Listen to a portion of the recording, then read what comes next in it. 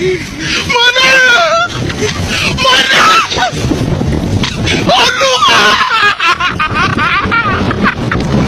Yeah!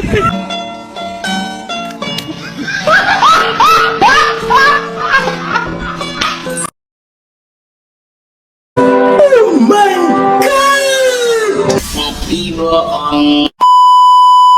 Aku hanya memikirkan satu peraturan penting. Kenapa kau lakukan hari ini kalau kau bisa melakukannya besok?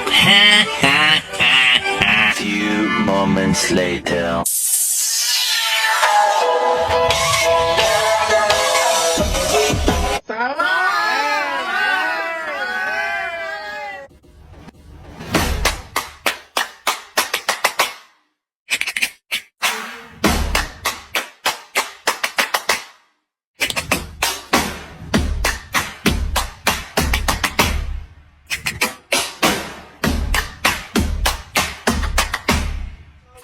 Assalamualaikum warahmatullahi wabarakatuh. Halo guys, kata pepatah, tak kenal maka tak sayang. Maka izinkan saya ingin memperkenalkan diri. Nama saya Anidia Nurjana Sulti, biasa dipanggil Dian. Saya berkuliah di Universitas Khairul Ternate, Fakultas Ekonomi dan Bisnis, Prodi Ekonomi Pembangunan, NPM 020323111008. Saya dari kelas 3A. Oke, udah kenal kan? Berarti udah sayang nih, bercanda. Jadi, di sini saya ingin menjelaskan ke kalian apa saja ANOVA, apa itu ANOVA, dan kegunaan ANOVA itu apa, dan jenis-jenis ANOVA.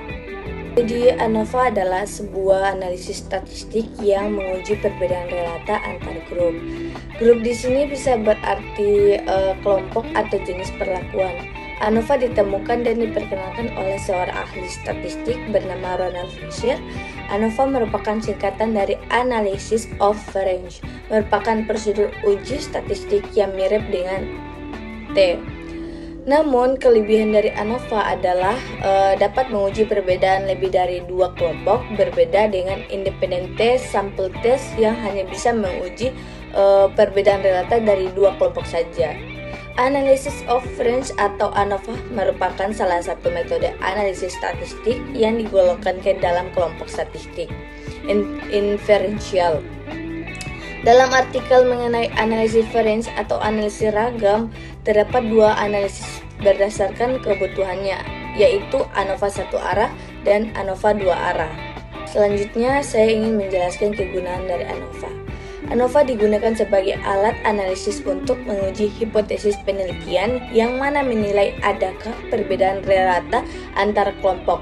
Hasil akhir dari analisis ANOVA adalah nilai V-test atau V-hitung. Nilai V-hitung ini yang nantinya akan dibandingkan dengan nilai pada tabel V. Jika nilai V-hitung lebih dari V-tabel, maka dapat disimpulkan bahwa menerima H1 dan menolak H0 atau yang berarti ada perbedaan bermakna relata atas semua kelompok. Analisis ANOVA sering digunakan pada penelitian eksperimen di mana terdapat beberapa perlakuan penelitian ingin menguji apakah ada perbedaan bermakna antar perlakuan tersebut. Pada dasarnya, ANOVA dapat digunakan untuk melakukan pengujian perbandingan rata-rata beberapa kelompok. Biasanya terdiri dari dua kelompok. Yang pertama, penggunaan ANOVA kelompok yang berasal dari sampel yang berbeda antar kelompok. Selanjutnya, jenis-jenis ANOVA ada dua. Yang pertama, Unified One-Way Analysis of Variance. Apabila variabel bebas dan variabel terikat jumlahnya satu, disebut ANOVA satu arah, One-Way ANOVA. Karena pusat perhatian kita hanya satu dalam hal ini bentuk kemasan suatu produk. Yang kedua, Unified Two-Way Analysis of Variance. Apabila variabel bebas ada dua sedangkan variabel terikat ada satu, artinya bahwa bisa dilakukan interaksi antar kelompok dan perlakuan. Jadi, uji ANOVA Analysis of Variance digunakan untuk mengetahui apakah apakah ada perbedaan rata-rata 3 atau lebih populasi, ada uji 2 ANOVA. Yang pertama, ANOVA satu arah classification, dan yang kedua ANOVA 2 arah two-way classification. Selanjutnya, asumsi uji ANOVA. Yang pertama, populasi yang diteliti mempunyai distribusi normal. Yang kedua, sampel independen dan dipilih secara random. Populasi yang mana sampel akan kita ambil mempunyai varian yang sama. Jika data tidak normal, transformasi data, misalnya logaritma atau akar kuadrat, atau penggunaan uji non-parametrik, misalnya uji Kruskal-Wallis, mungkin diperlukan. Varian sama homoskedisitas. Asumsi ini menyatakan bahwa variasi data dalam setiap kelompok harus sama. Sedangkan independensi pengamatan, asumsi ini menyatakan bahwa pengamatan dalam setiap kelompok harus independen satu sama lain. Dan data interval atau rasio ANOVA dirancang untuk menganalisis data yang diukur pada skala interval atau rasio. Selanjutnya, asumsi mempunyai pelanggaran. Contoh yang pertama, pelanggaran asumsi normalitas. Jika data dalam satu kelompok sangat miring, asumsi normalitas dilanggar. Yang kedua, pelanggaran asumsi homoskedisitas. Jika varians data dalam satu kelompok jauh lebih besar dari varians data kelompok lain, asumsi homoskedisitas dilanggar. Yang ketiga, pelanggaran asumsi independen. Jika data dikumpulkan dari subjek yang pada waktu yang berbeda, misalnya data longitudinal, asumsi independensi mungkin dilanggar. Selanjutnya ada uji ANOVA satu arah.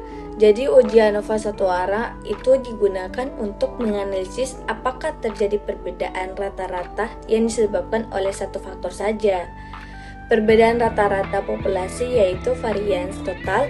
Total variation terdiri dari 2. Yang pertama, variasi disebabkan perbedaan antar grup atau variasi perlakuan.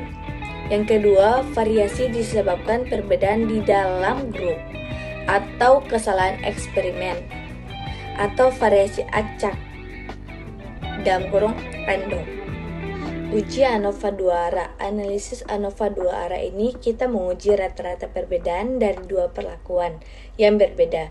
Yang pertama, menguji apakah ada perbedaan rata-rata karena treatment effect, atau yang kedua, menguji apakah ada perbedaan rata-rata karena blocking effect. ANOVA 2 arah menunjukkan bahwa jenis pupuk dan metode penyiraman secara signifikan mempengaruhi tinggi tanaman. Namun, tidak ada interaksi signifikan antara kedua faktor tersebut, yang berarti pengaruh pupuk terhadap tinggi tanaman tidak berbeda tergantung pada metode penyiraman. Ciri-ciri ANOVA itu ada banyak, tapi saya mengambil yang beberapa aja. Jadi ciri khasnya adalah adanya satu atau lebih variabel bebas sebagai faktor penyebab dan satu atau lebih variabel respons sebagai akibat atau efek dari adanya faktor. Contoh, penelitian yang dapat menggambarkan penjelasan ini, adakah pengaruh jenis bahan bakar terhadap umur toraks mesin? Dari judul tersebut,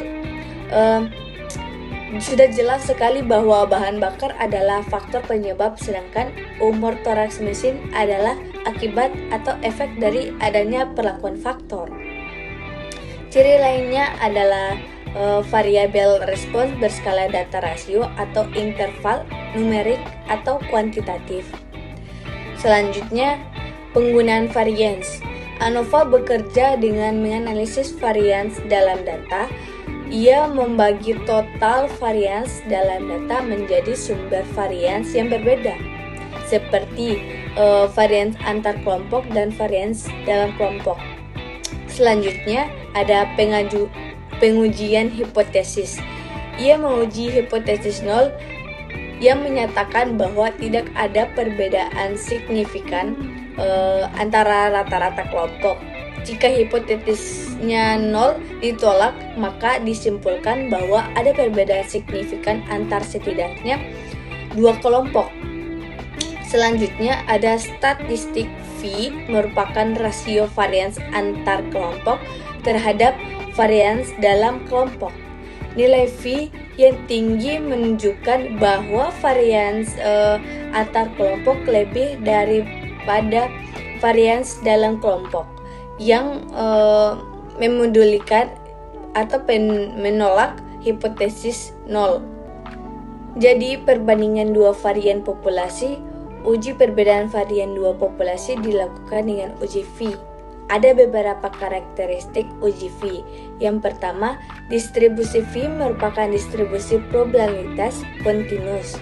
Yang kedua, kurva distribusi V menceng ke arah positif, langsung nilainya tidak pernah negatif dengan nilai paling kecil adalah 0. Yang ketiga, kurva distribusi V bersifat asimptotik.